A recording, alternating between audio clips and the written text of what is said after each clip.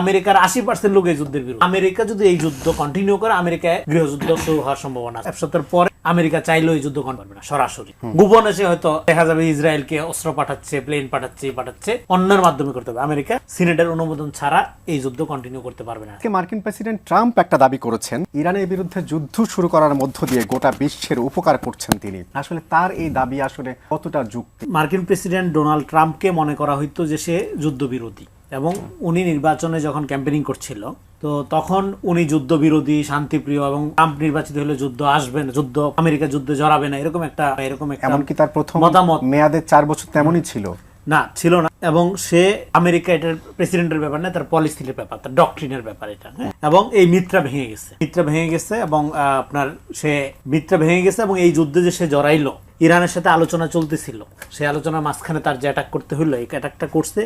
এই অ্যাটাকটার পেছনে মূল কারণটা কি? মূল কারণটা হলো সে এর আগে ভেনেজুয়েলার প্রেসিডেন্টের এখানে যে অপারেশনটা করছে, এইটা তাকে ওভার আত্মবিশ্বাসী করে তুলছে। ওইখানে মার্কিন গোয়েন্দা সংস্থা সিআই এবং এফবিআই এর যে সফলতা, একদম চ্যাংদোলা করে তুইলা নিয়ে আসলেন একটা দেশের প্রেসিডেন্ট। সেই দেশের প্রেসিডেন্ট অবৈধ হোক, অনির্বাচিত হোক, সেটা সেই সমালোচনা আলাদা। তাহলে আপনি একটা দেশের প্রেসিডেন্ট হয়ে, বা আপনি সবচেয়ে শক্তিশালী দেশের প্রেসিডেন্ট হয়ে আপনি মনে করলেন যে কাউকে তুইলা আনা যায় একটা 12 ঘন্টার অপারেশনের মধ্যে দিয়ে, এই আত্মবিশ্বাসটা তাকে আলোচনা মাঝখানে থামাই দিয়া মনে করছিল এইখানেও ইরান একটা যৌথভাবে একটা হামলা করে, ইসরায়েল যেহেতু আবার সাথে আছে, দুইটা মিলে হামলা করে রাতারাতি একটা রেজাল্ট নিয়ে আসে। এখন ঘটনা যেটা ঘটছে সেটা হলো যে এই যুদ্ধের যে পরিকল্পনা করে আমেরিকা আগাইছিল, অলরেডি এটা পরাজিত হয়েছে, অলরেডি আমেরিকা এটা ফেল করছে, এটা কুইক কোনো রেজাল্ট নিয়ে আসতে পারেনি, এবং এই যুদ্ধটা সিনেট কর্তৃক অনুমোদিত হয়। এবং একটা যুদ্ধ কন্টিনিউ করার জন্য প্রেসিডেন্টের হাতে সময় থাকে 1 সপ্তাহ, মানে সিনেট যদি অনুমোদন না করে সিনেট এটা চালাইতে পারবে।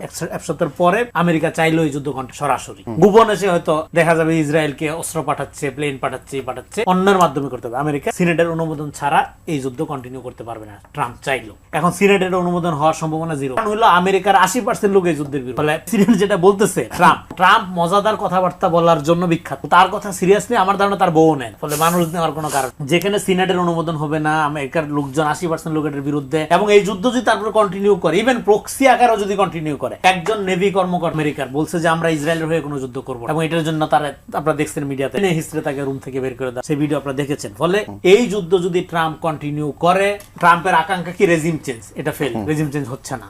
ইরানের মূল্যতন্ত্রের বিরুদ্ধে লোকজনের ক্রিটিক আছে, সমালোচনা আছে, সেটা অন্য ইস্যু। তাই বলে আপনার আগ্রাসন ইরানের মূল্যতন্ত্রের যে বিরুদ্ধে, যে ইরানের সেকুলার পলিটিক্স চায়, সেও এটা এলাও করছে, সে আপনার আগ্রাসনের বিরুদ্ধে, সেটার ক্রিটিক আলাদা। বলে একটা জিনিসকে দিয়ে আরেকটা জিনিস ওভারলেপ করে আপনি যদি মনে করেন এই যুদ্ধটার বৈধতা উৎপাদন করবেন, এই যে উপকার, আমেরিকা যে উপকারের কথা বলতেছে, এটা তো দীর্ঘদিন যাবত আমরা শুনছি, ওয়েস্টার্ন এজেন্সি বা ব্রিটিশ এখানে যে আসছিল আলোকায়ন করার জন্য, এনলাইটেনমেন্ট করার জন্য, এই উপকারের গল্প নতুন না, এটা একদম শত বছর ধরে চলতেছে। তাদের উপকারের হাত থেকে বাঁচার জন্যই লোকজন শাসন চায়, লোকজন স্বাধীনতার সংগ্রাম করে, বিপ্লবী হয়। ফলে এই তাদের যে উপকার করার খায়েশ, এইটা যারা সেকুলার, যারা আমেরিকান চিন্তা ভাবনা বা সো কল্ড ওয়েস্টার্ন লিবারালাইজেশন পছন্দ করে, তারা এটার বিরুদ্ধে। ফলে এখানে শেষ করি এই পয়েন্টটা বলে, তার মানে অলরেডি আমেরিকা ব্যাকফুটে চলে গেছে, এটা কুইক রেজিম চেঞ্জ হয় নাই, কুইক রেজাল্ট আসে নাই, বরং উল্টা যেটা করছে সেটা হলো আমেরিকা যদি এই যুদ্ধ কন্টিনিউ করে, আমেরিকায় গৃহযুদ্ধ শুরু হওয়ার সম্ভাবনা আছে, অন্তত অন্তর্গুন্ধ, অন্তত অস্থিরতা, অন্তত ইন্টারনাল বিক্ষোভ, এটা অচিরেই শুরু হবে আমেরিকা। এটা গেল একটা। আরেকটা হলো যে এখানে যুদ্ধটা শুরু করছে ইসরায়েল, আমেরিকা যুদ্ধটা শেষ করবে।